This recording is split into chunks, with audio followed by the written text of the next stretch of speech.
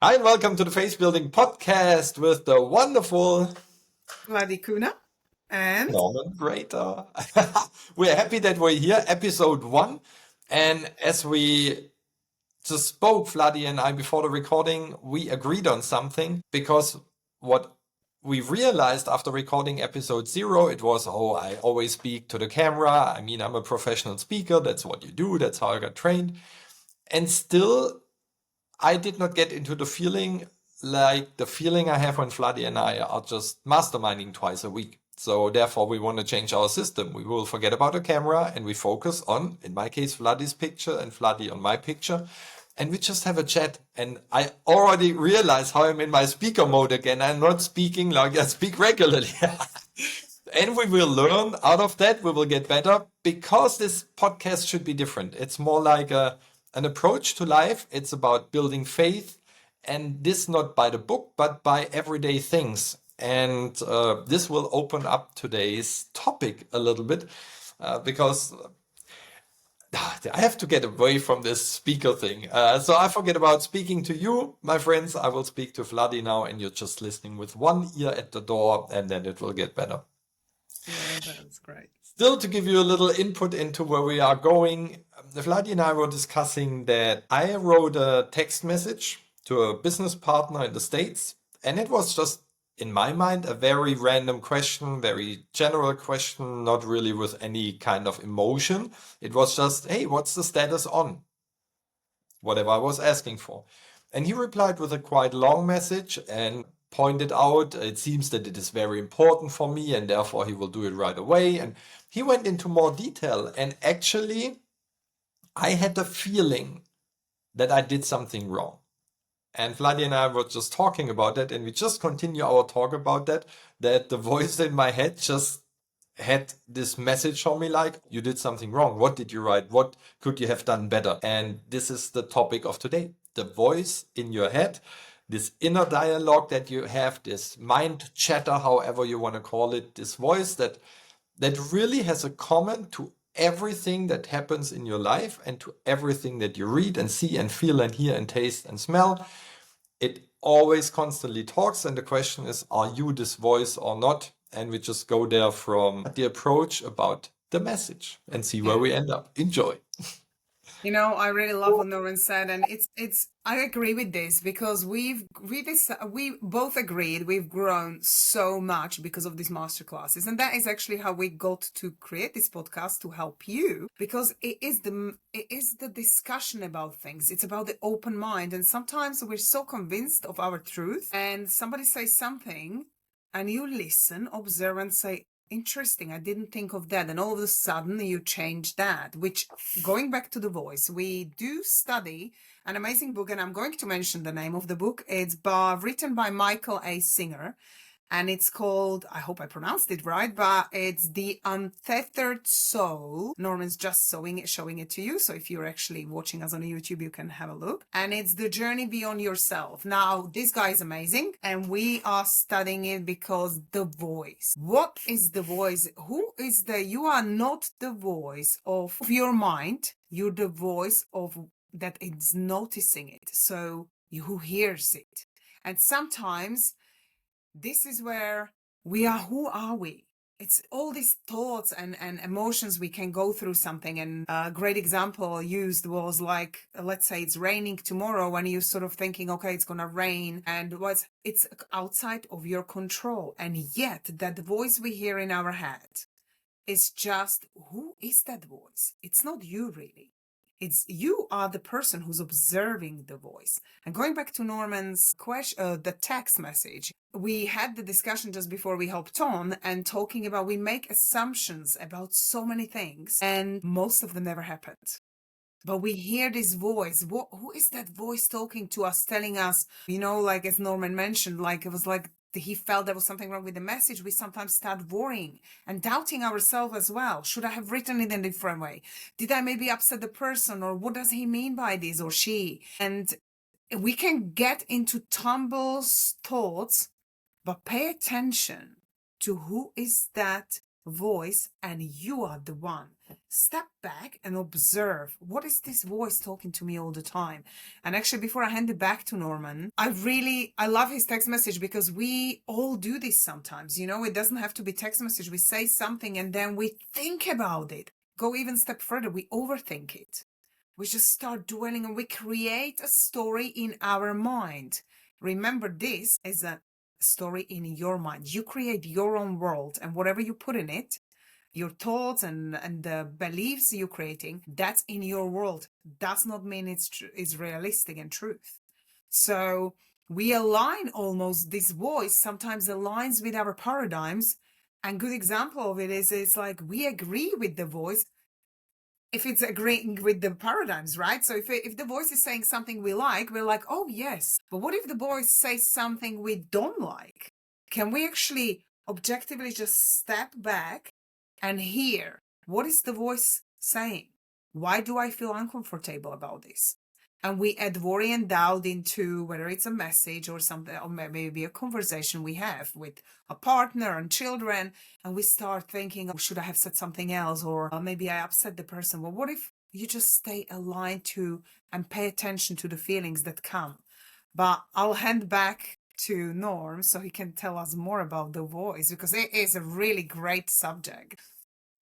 I totally agree, Vladi. And what helped me most after listening to the book, to the Audible version, I really asked myself, who am I? Because Michael asked this question randomly throughout the book, and it says, who are you? Who are you? And I thought, I'm Norman Gräter. And then 5 lines further into the book, he said, you're not your name. Because he asked in the book, write down your name. And he said, you write down your name and you look at the paper and you ask yourself, are you those letters on the piece of paper? And of course you realize, no, of course I'm not those 5 letters on the paper. So he goes further, so who are you then?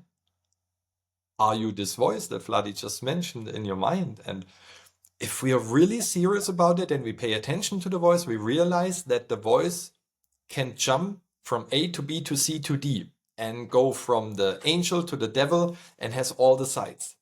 Like in 1 second, the voice cheers you up, then you receive a text message, and the next seconds it dumps you down and it throws all kind of stuff. Oh, you made this wrong and you messed this up. Where you would say, if this would be an external friend, the voice, I think you would kick him out of your house and say, your advice is not very valuable because you're changing your opinion by the second. And sometimes the same voice has 2 opinions. And you know that probably, at least I know that if you're in front of the fridge, I open the fridge and I see the leftovers from yesterday or from this lunchtime. And the voice says, it was delicious. Let's have the rest of it. Let's have the leftovers. And the same voice 1 second later says, no, no, no, no, no. Look at the time, too many calories, BS stuff like that. So it's the same voice. And what Michael suggests, and this is what Vladi and I discussed many, many days, I want to say, or even weeks ago, after reading the book and listening to the book, it's you realize what Vladi already mentioned, you're not your voice in your mind. And you already touched it. You're not only not the voice, you're the one listening to the voice. Now, one might say, yeah, but I could also be the one that speaks. That's true. But if you speak and you listen at the same time, you would know what's coming, right? Yeah. If you speak and you listen to your own thoughts, you know what's coming because you're the one that speaks. So you have to kind of in your mind set up the words for whatever you will listen to in a second. As you don't know what your voice is saying, you're not the one that speaks. You're just the one that listens. And if we dig deeper over the course of all those episodes that are yet to come, we will find out we are pure consciousness. We are just the bystander. We are just the witness watching everything and looking through the eyes of the human being. But we don't want to go there yet. The thing and the suggestion is, and I really like that what Michael shared, and then I want to hear Vladi's perspective about it, is he suggests just imagine it's a really interesting roommate you have. When he said roommate, I pictured in this very second Kramer from Seinfeld. The guy with the fuzzy hair that stormed into the room always in some mystical ways. He ended up in the room, but usually He was trampling and falling into Jerry Seinfeld's room. I pictured him as an external person sitting on my right and giving me all this talk. And just realizing I'm just watching Kramer, in my mind, talking to me about all those random things and being just weird and going from left to right and up and down and in and out. And I'm just watching there and I'm more or less relaxed and not following his advice because he's just the roommate from next door. I have to follow nothing. And this helped me a lot to build more of my faith, to say, okay, I'm not my voice, I'm not my past, I'm not the weird things I have in my mind. I'm just the one that watches everything and listens to everything. You know, I love what you said, Norman, and that brings me to a story of faith building that I used to when I was, well, I say smaller, I say teenager, and I was more aware of things, and I was really into Moody and life after life and, you know, energy healing and stuff like that. I mean, all my life, but I've had a throughout the experience, and I don't really share. It's funny because I actually, as a coach, I've never really shared this story properly with many people. So you're very uniquely hearing this here on our podcast. But I saw the eye. There was an eye in a corner of the room. And sometimes it just followed me. It really reminded me, this book really brought back the memories of the eye. I could feel, and I thought, like, what if somebody watches you 24/7 all the time? You're being recorded, you can't hide for a second. There's nowhere you can go where you can hide. Now bring it up a little bit and talk about who are you. Norman just pointed out, who am I? We're awareness. That voice inside who is watching is aware of that voice. So it's you, the awareness of the voice. And that's what came to me listening to the chapters and obviously reading the book, but I do listen to it and when I walk in a forest a lot. And if you really think I am, which Norman can vouch for this a lot because his book, I Am Greater, and you know, I am by all the masters around the world, I am, what you put after I am is really important because you make a statement, that's who you are. So if you say, and we can go to childhood patterns where we were told, oh, you're not good at this, and, you know, like you're horribly behaved, and all these statements, we accept it and say, well, I'm stupid. I'm just not good at enough of this. And this is how we create the belief. And then we have a problem when we grow up and we need to change the self-image because our self-love is not where it should be. We are not feeling worthy and deserving. And this I am is awareness. And we study awareness a lot. So obviously it's way easier for me to see it from a different perception now, discussing all the stuff. But you are the one inside who is aware of the voice. And now going back to the I, that I watched me, and I almost sometimes as a teenager imagine how I have to be always at my best behavior. Now, we can't always be at the best behavior, but as long as you're dominantly positive and dominantly thinking great things, it's great. Neville Goddard said that. Dominant part of you and the thinking and the feeling creates who you are.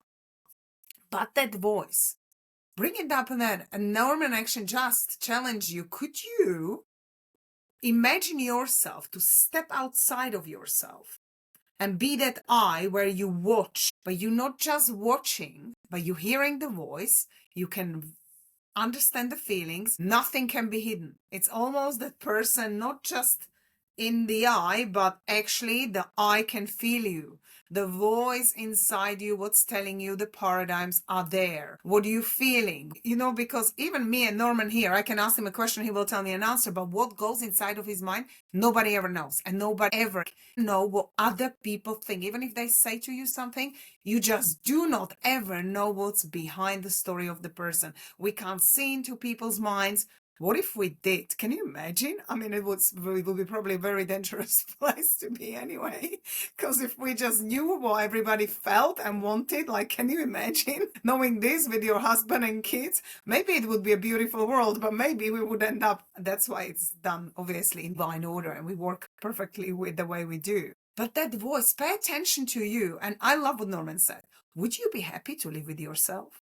Like stepping outside and seeing the story. How are you reacting or responding? What are your thoughts and emotions and who you really truly are? If you're that person who nobody else has this, right? Just you. And you can really read yourself inside out. will you be living with you? Is that because, remember, and I'll hand it over to Norm back, but you spend 24/7 with yourself. You are the person who spends the most time with is you. There's no one else in the world where you have a husband and children and best friends and partners, and the person you spend the most time with is you. So how is this voice impacting you and your life and creation and daily joy, really?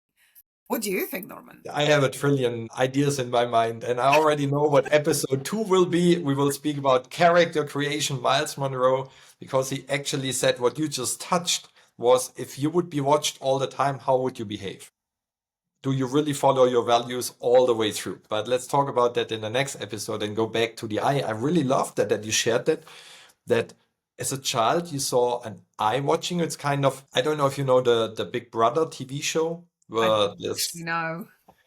yeah, it's a big house where people are, I don't know, put in for 2, 3, 4 weeks, and there are cameras everywhere. So I think there's Okay. just the bathroom or the toilet where there's no camera, but everywhere else they're being watched. Or like the movie with Jim Carrey, The Truman Show, Mm-hmm. where actually everything is fake. It's a movie set, but he's the only one born into this movie set, and he thinks it's the real world, but it's like of a big movie production where everybody is filmed and all the lovely people, the parents, the neighbors, they're all actors, and he's the only one being unaware of it. And I think it's similar like that.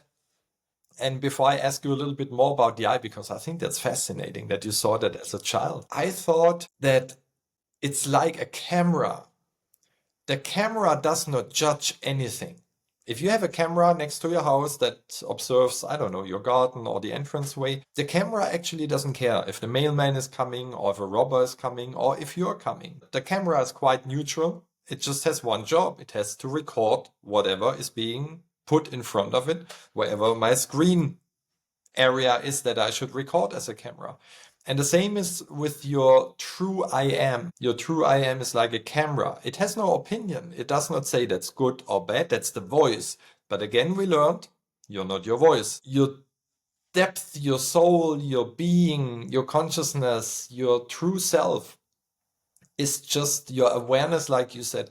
It's just watching the world as it reveals itself, how it develops, and it has no judgment. But the voice that comments everything has judgment based on your values, based on your upbringing, based on the things you like or dislike. And this throws you into a conflict where you put usually one side and say, I like this or I don't like it.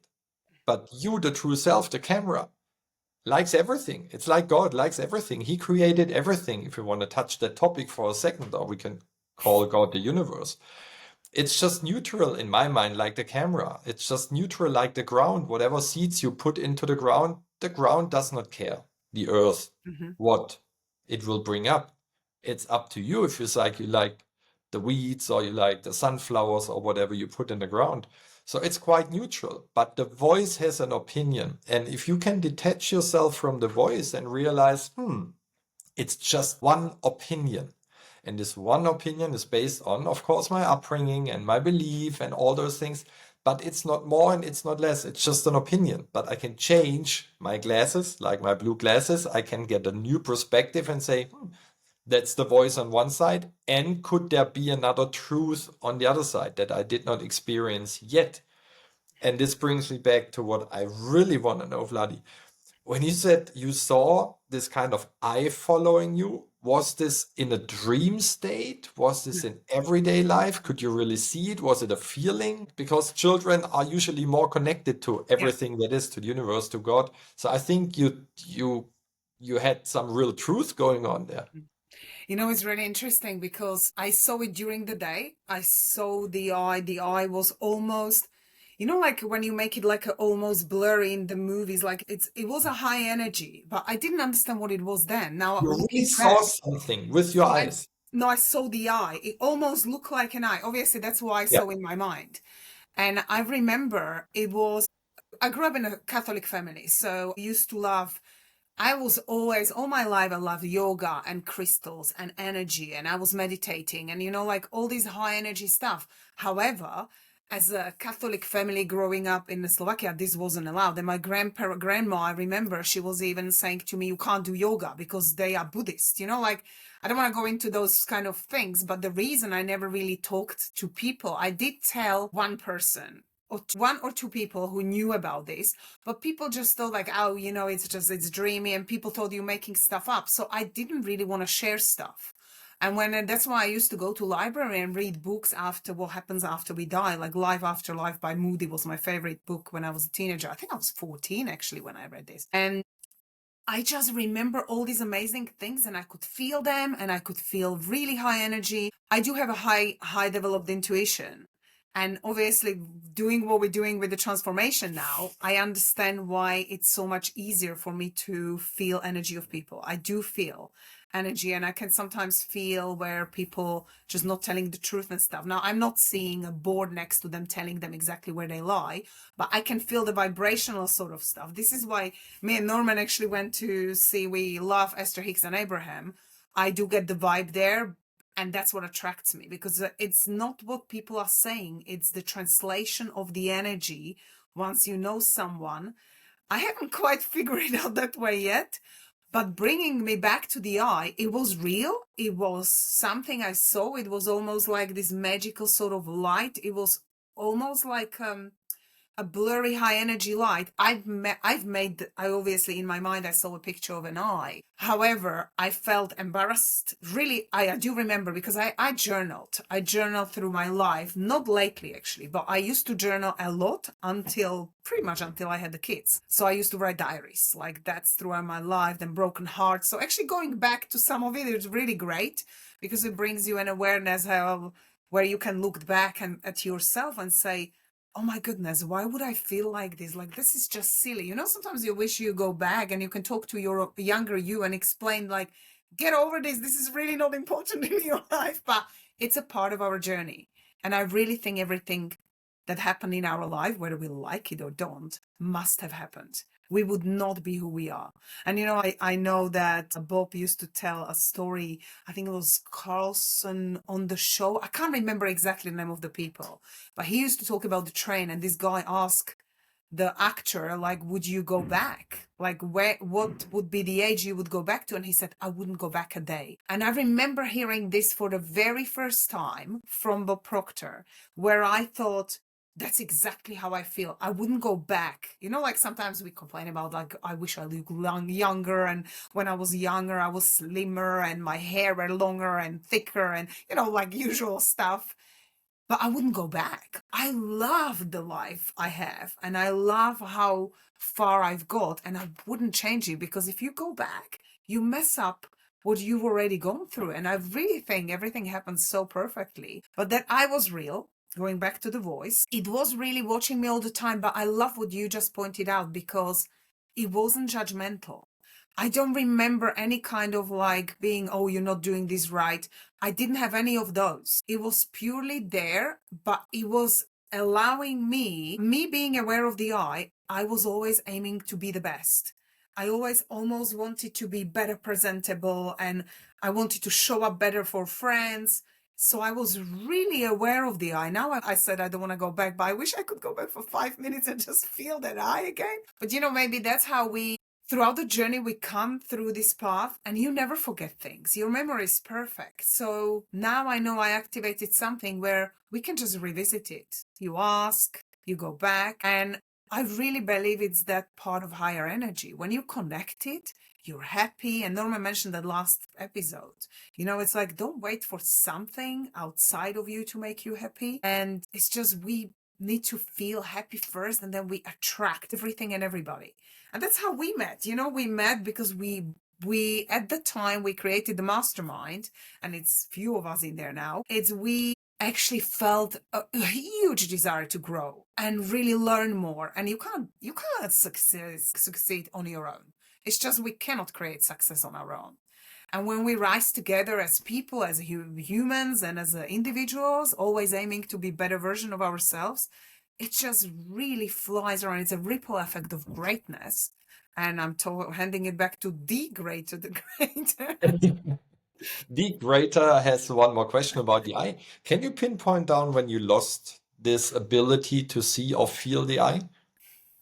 I can't probably pinpoint completely, but I do think it happened. I've made a decision to leave my country and go to UK, where I stayed up till now. So I've been living here forever now. But I remember it was probably towards the age of 18, 19. I already remember not having it because I've seen my notes going, what would the I think? And I don't feel it, like I talked about it because obviously I experienced it. But this is a good example. When Norman asked, it made me think like how many times we do something and then we think it's gone. But it's just we disconnected for some reason. And it was Yeah. purely my thing. It's like, was it the beliefs? Suppose it was the paradigms, it was the environment where I grew up, where people just didn't believe enough in this stuff. Like my husband sometimes laughs and he says 100 years ago, they would burn you as witch with all the stuff you're doing, the herbal stuff and remedies and crystals. And it really is true. Like if you go back to olden days, anyone with the remedies and anything that was supernatural, and now we find it fascinating because people are aware of it. It's open, they talk about it. Personal development became a must these days, and not growing is really, people do know how important the growth and study are.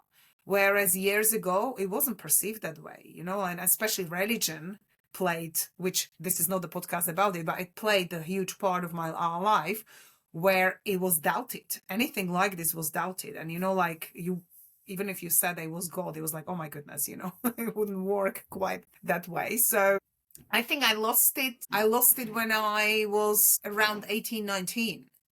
And that's very interesting Mm, because I think as you also moved from one country to the other one, you mm, had, like you shared, a new surrounding.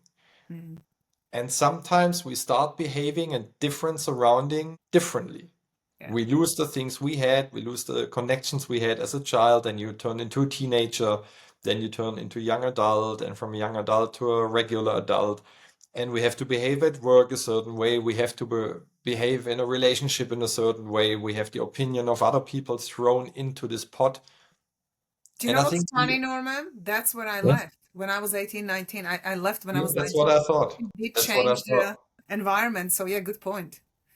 And I think there's a valuable message for all of us in there that the voice just gets more volume in our mind because now you went from the Czech Republic to the UK. And I think the voice just learned that you behave different. Like Mhm. you said, the surrounding was different. It was not that religious, I assume. And all those things turn you away from your origin, from I'm just watching, I'm experience. This is what we call life. Some call it a movie, some call it an experience, some call it very realistic, whatever you want to call it.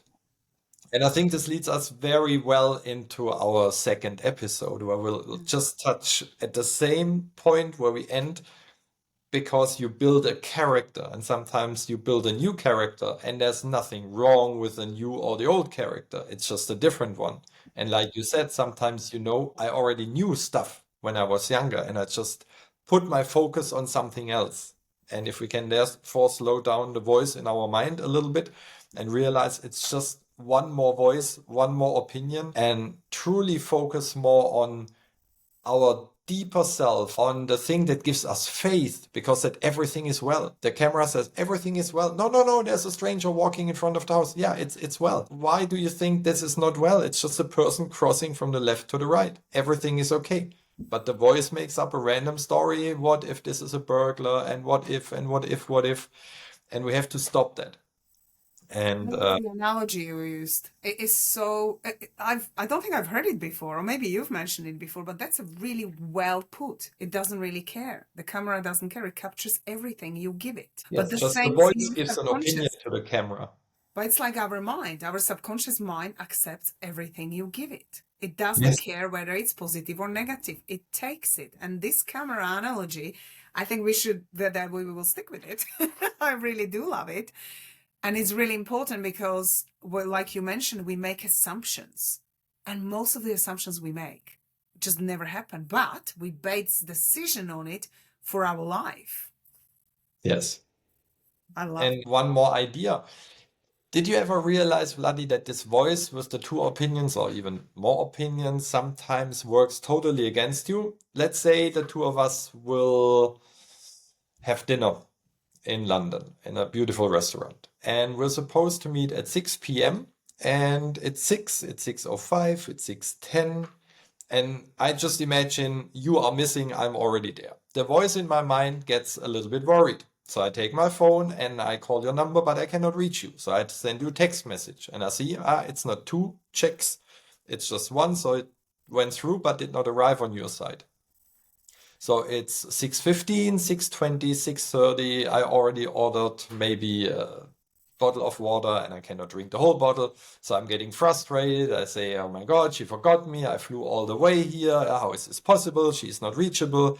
So I make up a story that I got dumped for this dinner, that I got left out, that I spent so much money, that I'm so frustrated about everything. And at 6:40, the door opens and you walk in and say, oh, traffic was horrible. My phone died after 1 mile of driving. I could not find a parking.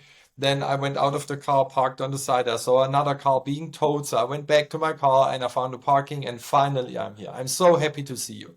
And in the instant, the voice changes. Yes. Say, oh, I'm so happy that you're here. No, no, no, no problem at all. Yes. Where you realize if this would be an external advisor, if you would have a networking coach, let's call it like that, or a friendship coach, and he would give you advices about how your friends react to you.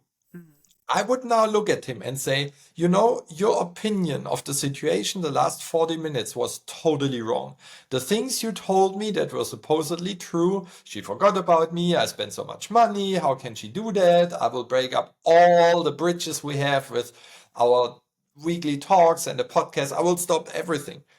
The advice you gave me for 40 minutes that gave me bad feelings was just a waste of lifetime. Yes. But We do it all as the far time. as we would throw an external person out of our life and say, you know, I'm not consulting you anymore. We continue to listen to this voice and we play each and every game the voice is playing with us. And maybe that's the biggest advice we want to give you today is just be aware there is a voice. The voice is not you. And just make sure that it's just an opinion. You can change your opinion. You can ask the voice to be quiet. And even this is the funny thing. If you say, you want to meditate and you say to this voice that's constantly talking, can you just be quiet? If you really pay attention, it's the voice telling the voice to be quiet. Yes. So if you would put this in a movie, people would say, no, this is a big freak show. Cannot be true. Like the voice talks to the voice and stops the voice in talking. And this is narcissistic. This is, I don't know, a split personality. This is whatever. But we experience on an everyday base and in our everyday life, and not only us, but everybody. Yeah. You know, it gave me an idea, which will be for next week, but can you imagine few of us meet? And actually, each of this person's voice is talking, and we all step back and observe and learn. And we have, I've heard Queen Elizabeth II saying, we're all just passing through. And I've actually adopted this as my new purpose. And I think Norman have, and few of us have, because it really is the core of the life. It's to observe, to learn, to grow, and to love. And this is really great. I'm bringing it up here because it's the voice. You observe the voice. You learn from the voice. What's the conversation you're having here? You grow because you're learning something from it and you do something better. So the voice gets better. And you laugh because love is just bringing more love. If we put love into everything, we're fine. This is like the core of everything is pure love. But I'm going to say the last thing, and that is we always have a choice. And we choose to accept or reject what the voice is saying. And I think this is where we need to really pay attention.